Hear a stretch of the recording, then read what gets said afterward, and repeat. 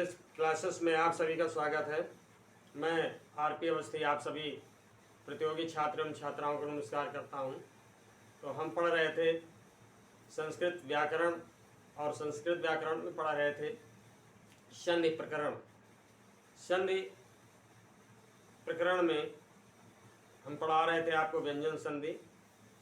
तो व्यंजन संधि के अंतर्गत मैं आज आपको पढ़ाऊँगा व्यंजन संधि का चौथा भाग मोह अनुस्वार संधि और पांचवा भाग।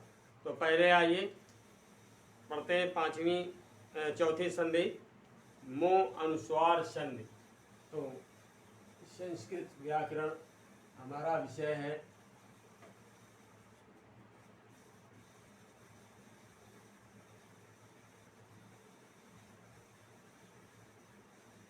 और विषयांतर्गत हम पढ़ रहे हैं संधि प्रकरण।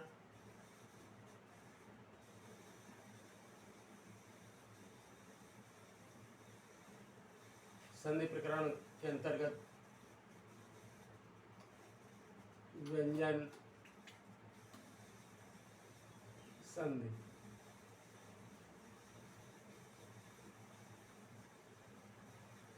व्यंजन संधि के अंतर्गत आज मैं आपको पढ़ाऊंगा मोह अनुस्वार संधि।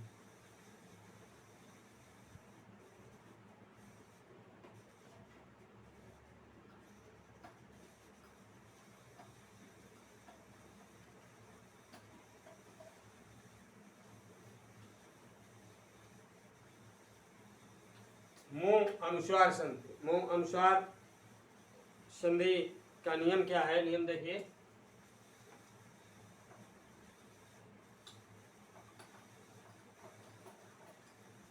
नियम, जब किसी पद के अंत में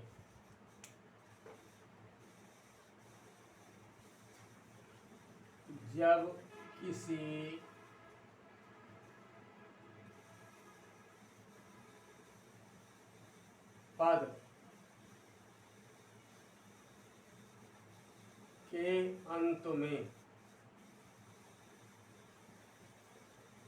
स्वर रहित माँ,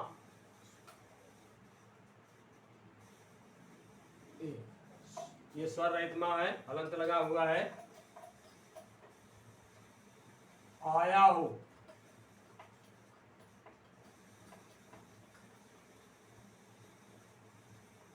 और उसके बाद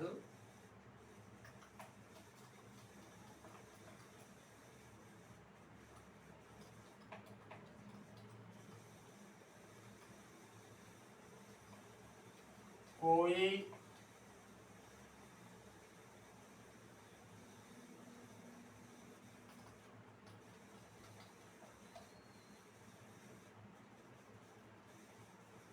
व्यंजन वर्ण आया हो। ठीक है, जब किसी पद के अंत में माँ आया हो और माँ के बाद कोई व्यंजन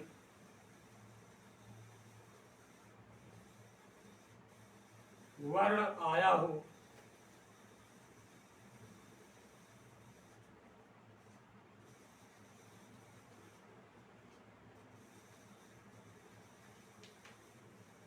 तो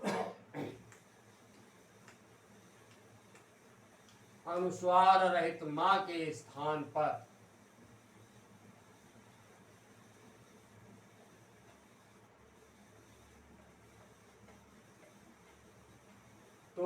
स्वर रहित माँ के स्थान पर स्वर रहित माँ के स्थान पर अनुस्वार हो जाता है। अनुस्वार आप जानते हैं, अंग की मात्रा। ये अनुस्वार पढ़ते हैं, इसे जब किसी हम वर्ण के ऊपर ये बिंदी लगा देते हैं तो इसे अंग पढ़ते हैं, इसे अनुस्वार कहा जाता है। तो स्वर रहित माँ के स्थान पर अनुस्वार हो जाता है।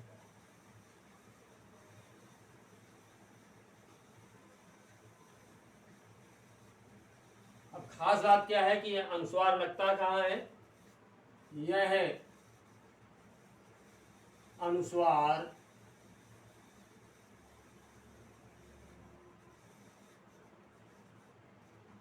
स्वर रहित मां के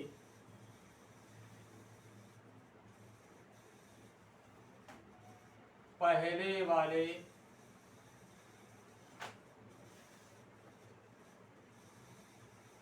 वर्ण पर लगता है।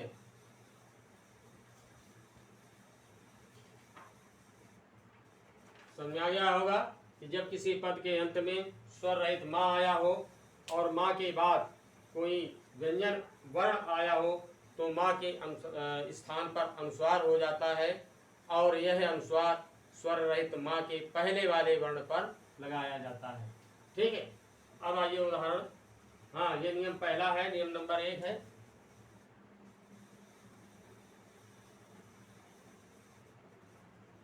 क्योंकि संधि में 2 नियम है तो ये पहला नियम है। ठीक है, अब उदाहरण देखिए।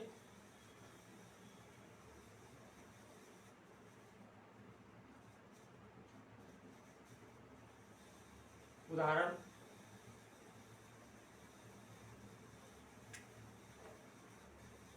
नगरम गतः। नगरम, अब आप देख रहे हैं ये नगरम पद है और इसके अंत में स्वर रहित मां आया है, तत्पश्चात गतः। अब ये आप देख रहे हैं कि गा जो है व्यंजन है। ठीक है, मैंने संधि के नियम में आपको पढ़ाया था कि 2 निकटवर्ती वर्णों का मेल संधि कहलाता है।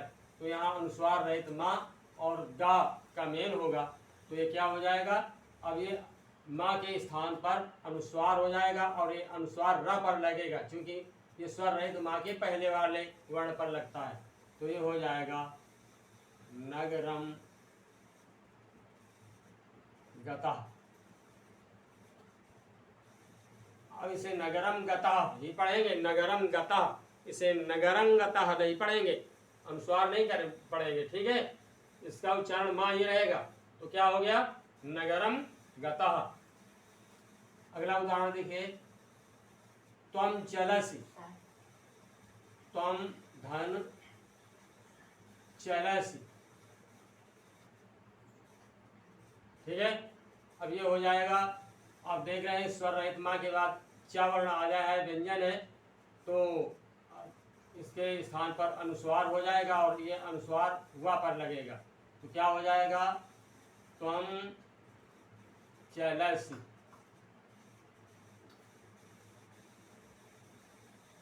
ठीक है, नेक्स्ट एग्जाम्पल,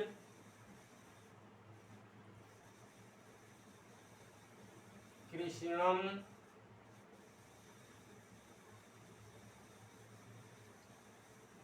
प्लस वंदे। कृष्णम धन वंदे, ये बराबर हो जाएगा कृष्णम। अगर आड़ा के ऊपर जो है अनुस्वार आ गया, वंदे।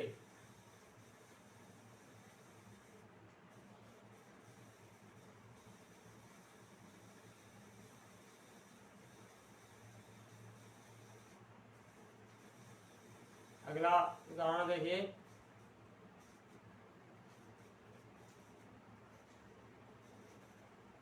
अहम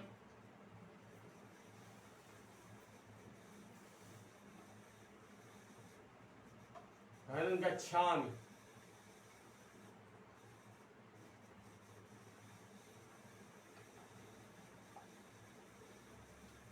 ये बराबर हो गया अहम गच्छामि।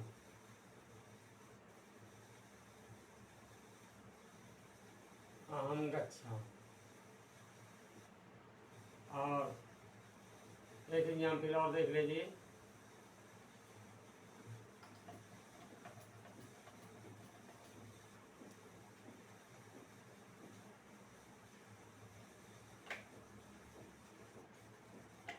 कृष्णम त्वं नमामि। त्वं धन नमामि।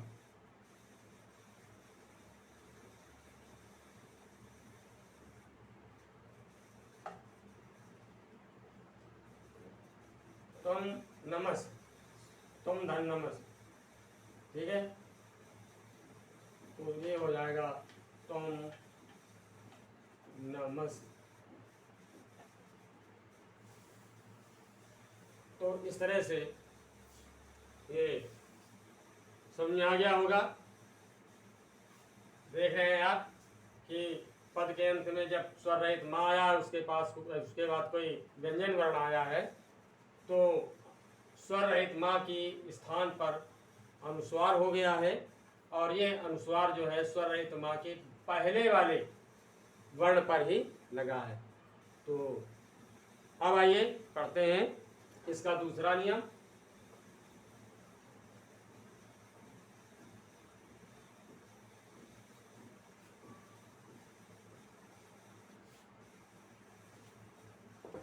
दूसरा नियम, नियम 2।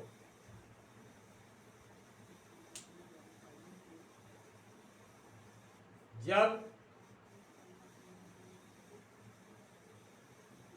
किसी पद के अंत में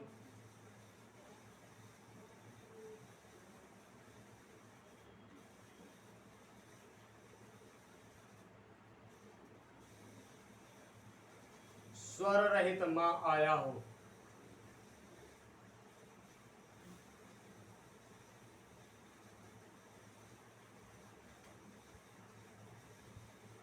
ये स्वर रहित माँ ब्रैकेट में हम इसे अच्छा ऐसे भी समझ लीजिए ये, ठीक है। समझाने के लिए मैंने लिख दिया है आया हो,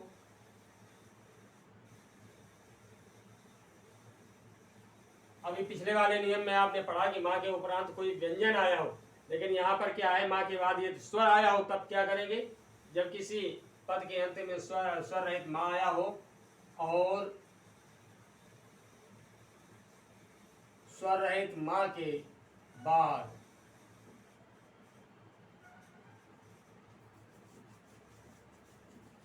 कोई स्वर आया हो,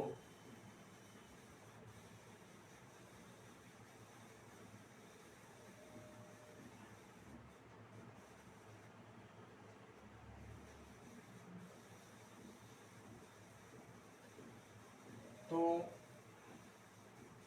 माँ का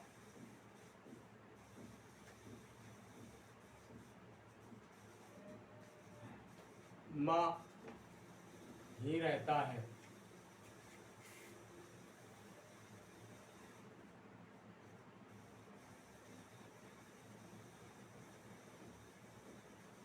स्वर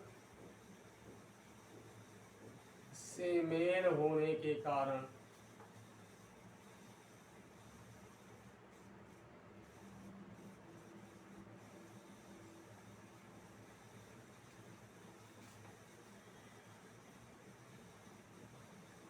यह स्वर युक्त माँ, अब आप देख रहे हैं स्वर युक्त है, हलंत नहीं लगा है, तो स्वर युक्त माँ है, ठीक है। यह कारण यह स्वर युक्त माँ हो जाता है।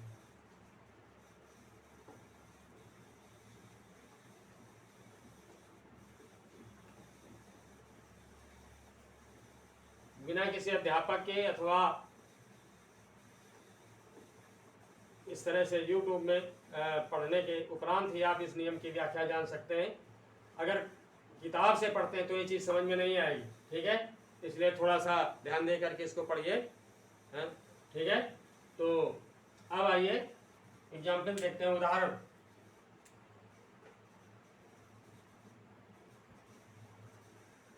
उदाहरण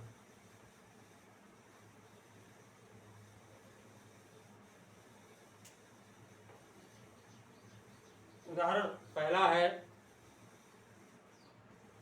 गम, सॉरी जलम धन आने, जलम धन आने।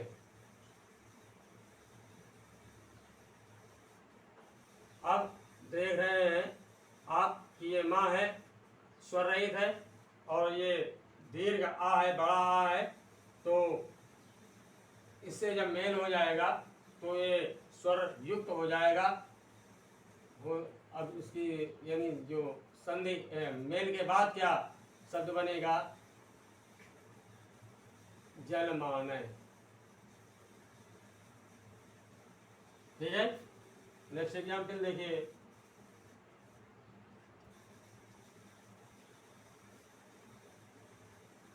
अधम धन आचरणम।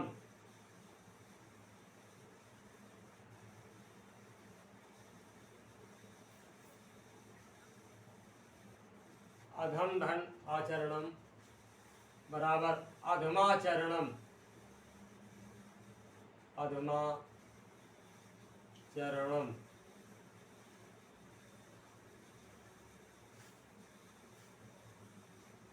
और नेक्स्ट एग्जाम्पल देखिए।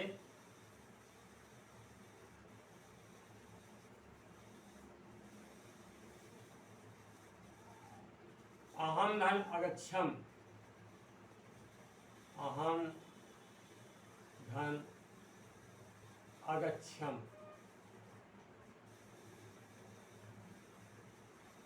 ये हो जाएगा अहम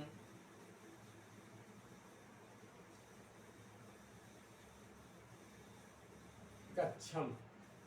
अब आप सोच रहे होंगे कि ये आ कहाँ गया? आ जो है इस माँ के साथ मिल गया। अब ये स्वर रहित माँ है, तो अब यहाँ ये स्वर युक्त माँ हो गया, अतः ये आ विलुप्त हो गया। अब यहाँ केवल गच्छम बचा, तो अहम गच्छम।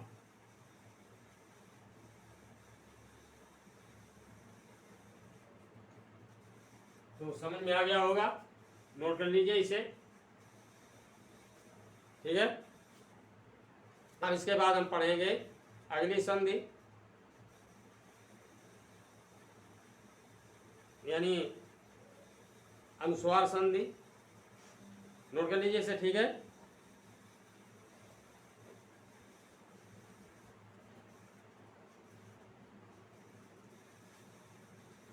अभी हमने पढ़ा मुंह अनुस्वार संधि। अब पांचवी संधि पढ़ते हैं, अनुस्वार संधि।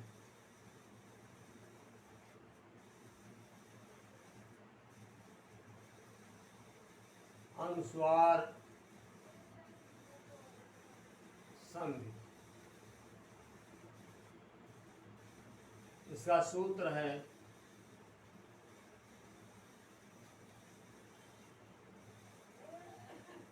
अनुस्वारस्य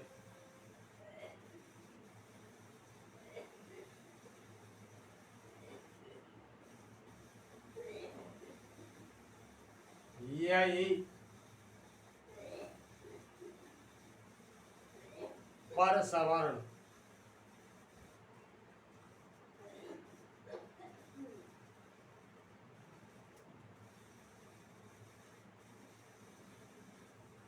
अनुस्वारस्य यही पर सवर्ण। समझ में गया? तो अब नियम क्या है?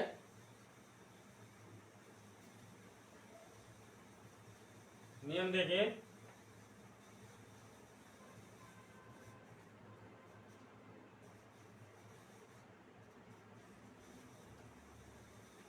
जब किसी पद के मध्य में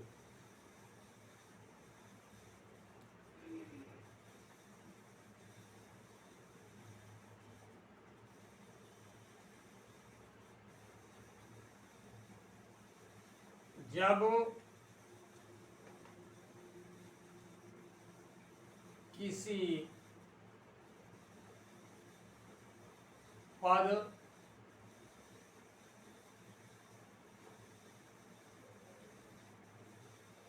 जब किसी पद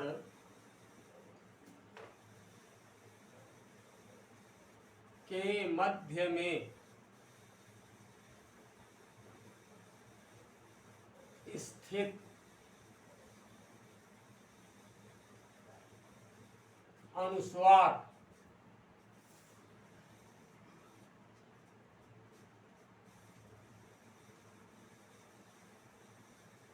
के बाद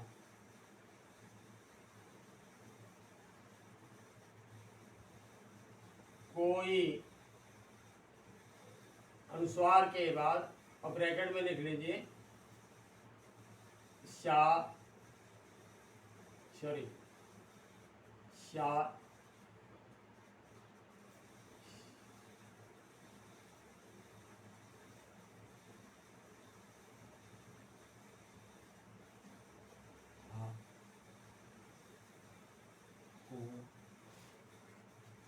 छोड़कर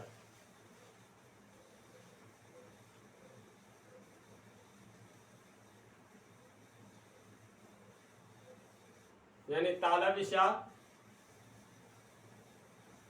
दंतव्य और मूर्धव्य तथा हा को छोड़कर कोई व्यंजन वर्ण आए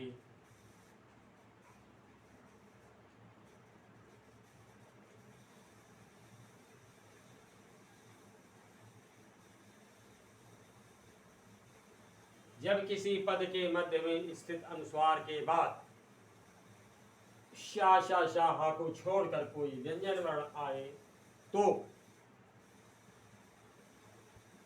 अनुस्वार के स्थान पर अनुस्वार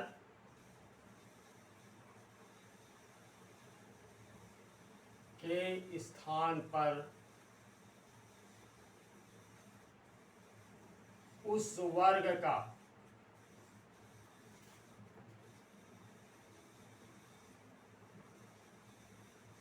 पांचवा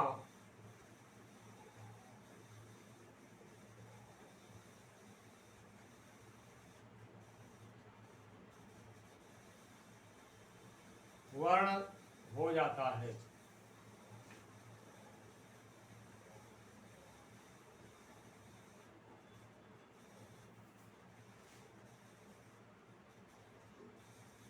पांचवा वर्ण हो जाता है। अब उदाहरण देखिए,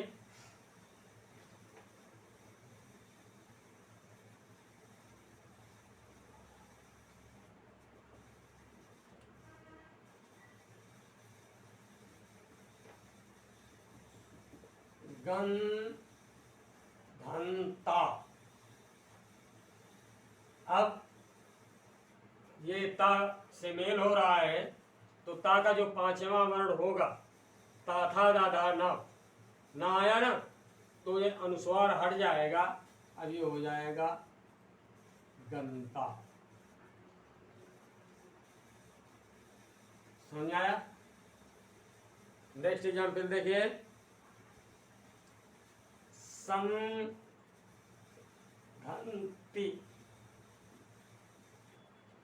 अब ये तावर्ण है, ता का पांचवा आ जाएगा ता वर्ग का संति।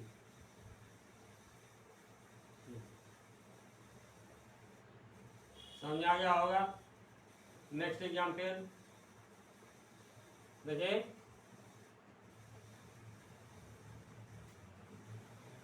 शान घनता बराबर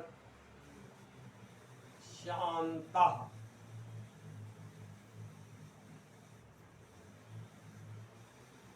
नेक्स्ट एग्जाम्पल देख लीजिए,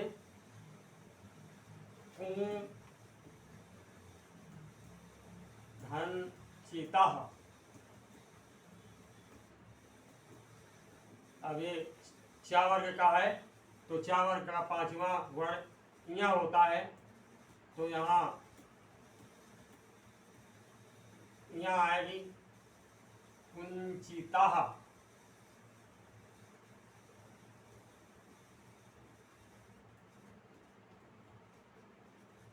समझ में आ गया होगा? इसी तरह से एक एग्जाम्पल और देख लीजिए, अंग प्लस कीता। अब एक का वर्ण है तो इसका पांचवा वर्ण जो है अंगा हो जाएगा। तो अब इसे किस तरह से लिखेंगे देखिए, अंकिता।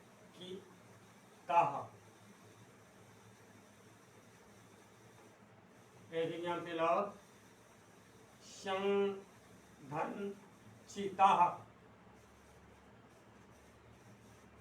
बराबर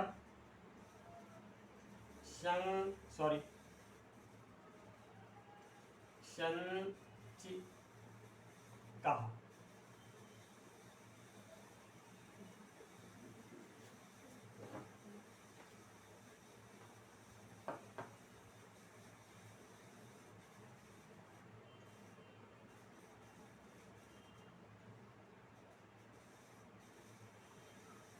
संचिता। तो इस तरह से ये अनुस्वार संधि समझ में आ गई होगी अच्छे से। इसे बहुत बहुत अच्छी तरीके से तैयार करिए। परीक्षाएं सन्निकट हैं, तो अगर कोई प्रॉब्लम है तो प्लीज़ कमेंट पर पूछिए, मैं आपको संतुष्ट करूंगा। तो मैं इस लेक्चर का अंत करूं उससे पहले एक साधारण अनुरोध कि प्लीज़ मेरे चैनल अवस्थी क्लासेस को अवश्य सब्सक्राइब करें, इसे लाइक करें, शेयर करें। नेक्स्ट लेक्चर में मैं आपके सामने फिर उपस्थित होऊंगा। तब तक आपके लिए अच्छी शुभकामनाओं के साथ, आपके अच्छे भविष्य की शुभकामनाओं के साथ मैं आपको नमस्कार करता हूं।